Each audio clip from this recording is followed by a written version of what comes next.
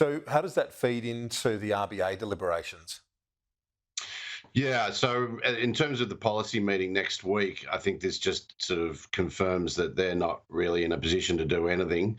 They are obviously going to be looking at those stronger than expected inflation numbers, but I don't think that's enough to get them seriously thinking about hiking rates.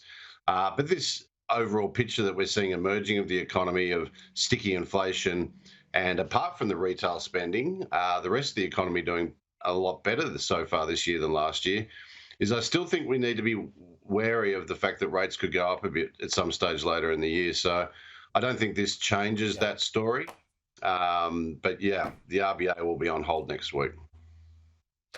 And just to get you to elaborate, because it is such a blunt instrument, isn't it? Interest rates, and you've generated quite a reaction with your suggestion that the RBA might have three more rate hikes.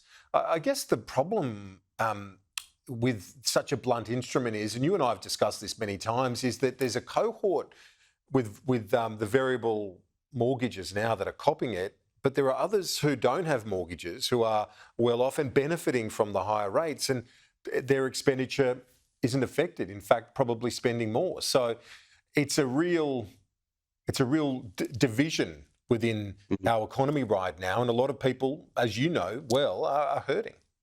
Yeah, no, I think that's exactly right. And it's a very uneven economy. And that's not just in terms of that sort of intergenerational issue.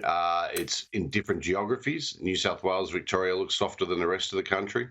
It's in the business community. We've got insolvencies rising, yet many businesses are in the best financial position they've ever seen. It makes it diabolical for the RBA to work out what is the right interest rate for the economy. All they can do, though, is make that assessment that what they've got to do is get that rate to the level that'll get inflation down, get this cost of living crisis behind us. So, it Yeah. looks like things are on track, but I still am worried that they may have to tap on the brakes a few times because the economy overall is still doing okay.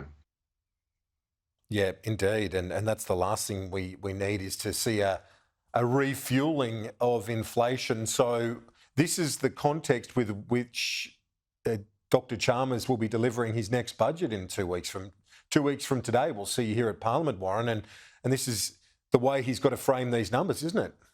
Yeah, yeah, and then look, it was looking like the sort of the balance shifting towards supporting growth as much as fighting inflation wasn't such a bad idea earlier in the year, but the last couple of months, the inflation has to remain number one priority, and I think that does put Yeah. some constraints on them.